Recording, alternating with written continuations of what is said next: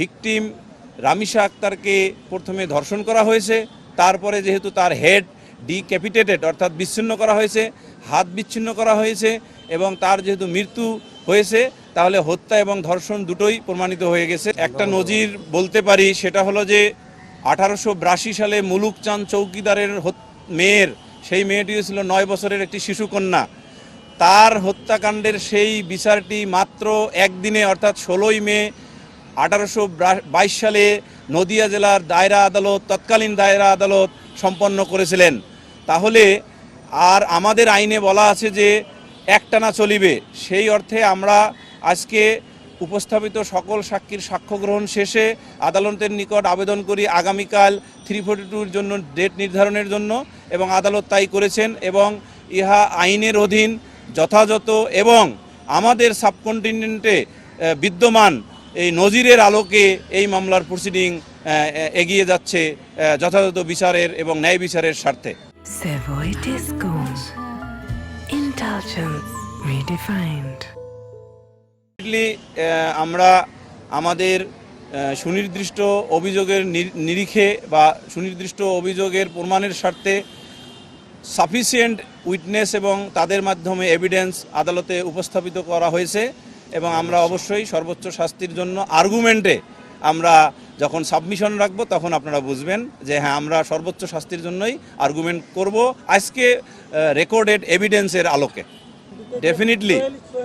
Definitely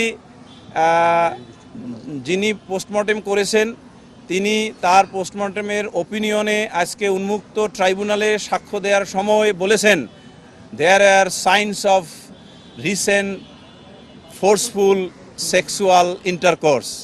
এখান থেকে বোঝা যায় ক্লিয়ারলি মেডিকেল এই ওপিনিয়ন থেকে যে ভিকটিম রামিশা আক্তারকে প্রথমে ধর্ষণ করা হয়েছে, তারপরে যেহেতু তার হেড ডিক্যাপিটেটেড অর্থাৎ বিচ্ছিন্ন করা হয়েছে, হাত বিচ্ছিন্ন করা হয়েছে এবং তার যেহেতু মৃত্যু হয়েছে, তাহলে হত্যা এবং ধর্ষণ দুটোই প্রমাণিত হয়ে গেছে তার এই এভিডেন্স থেকে। এইটা ডিফেন্সের স্বার্থে আসামিপক্ষের আইনজীবী বলতেই পারেন, সেই বিষয়ে উনি যথাযথ আনসার দিতে পারবেন, আমার এখতিয়ার না এই বিষয়ে মন্তব্য করার। কথা সংযোজন করেছেন সেই সঙ্গে যে কোনো সাক্ষী ধর্ষণ বা হত্যা সংগঠিত হতে দেখেনি, মানে হচ্ছে গিয়ে সচক্ষে, এটা হচ্ছে সবাই যখন দরজা ভেঙে ঢুকছে পরবর্তী এভিডেন্সগুলো দেখেছে, কিন্তু সোহেলি করেছে এই ধরনের কোনো প্রত্যক্ষ সাক্ষী। এইটা দেখেন, আমাদের এভিডেন্স একটা 106 একটা ধারা আছে, অর্থাৎ আমি একটা উদাহরণ দেই, এটা গল্পের মতো। আপনাদের যাদের ওয়াইফ আছে, আপনারা বিভিন্ন সময় শুনেছেন যে ওয়াইফ কিলিং কেস, আপনাদের বাড়িতে অথবা যে সকল ঘটনায় যে সকল স্বামীর বাড়িতে স্ত্রী মারা গিয়েছেন অতীতে, অথবা আপনাদের ভবিষ্যতে স্ত্রী যদি মারা যায়, আল্লাহ না করুক, সেই ক্ষেত্রে আপনাদেরকেই ব্যাখ্যা করতে হবে কেন আপনার স্ত্রী মারা গেছেন।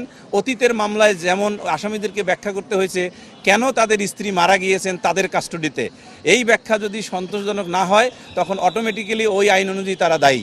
তাই এখানে যেহেতু 1 নম্বর আসামি সোহেল রানা এবং 2 নম্বর আসামি স্বপ্না খাতুনের বসবাস করা ফ্ল্যাটের তাদের শয়নকক্ষে এবং তাদের ব্যবহৃত বাথরুম এবং ফ্লোরে সমস্ত আলামত ধর্ষণ এবং হত্যাকাণ্ড পরবর্তী যে আলামতগুলো সব পাওয়া গিয়েছে, সুতরাং তাদের এই দায় এখানে এই যে সার্কামস্টেন্সিয়াল এভিডেন্স বলে আরও একটি, সেই সার্কামস্টেন্সিয়াল এভিডেন্সের আলোকে দিবালোকের মতো প্রতিষ্ঠিত এবং প্রমাণিত।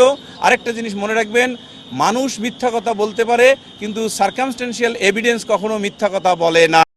শিশু দর্শন এবং ধর্ষণের মাধ্যমে জোরপূর্বক ধর্ষণ এবং হত্যা, এই ঘটনায় যে আজকে যে বিচার চলছে, এই বিচারের মাধ্যমে বা এই বিচারের পরবর্তীতে রায় এবং বিভিন্ন কিছুর মাধ্যমে আমরা মনে করি যে আমাদের দেশে নতুন একটি অধ্যায়ের সূচনা হবে এবং এই ধরনের নৃশংস ঘটনার আমরা সর্বোচ্চ জাতি এবং সারা দেশের মানুষ সর্বোচ্চ শাস্তি চাচ্ছে এবং সরকারও আন্তরিকভাবে এই ঘটনার সুষ্ঠু বিচার এবং চাচ্ছে এবং দৃষ্টান্তমূলক সরকারও মামলার এই ঘটনার শাস্তি চাচ্ছে।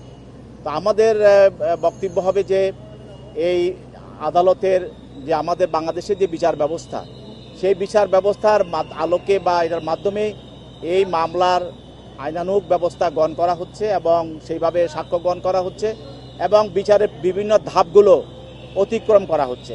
তা আমরা আশা করছি যে এই ঘটনার সর্বোচ্চ শাস্তি হবে এবং এর মধ্যে দিয়ে বাংলাদেশে একটি বার্তা যাবে, যারা এই ধরনের নৃশংস ঘটনা করবে তাদেরকে কোনোভাবে ছাড় দেওয়া হবে না।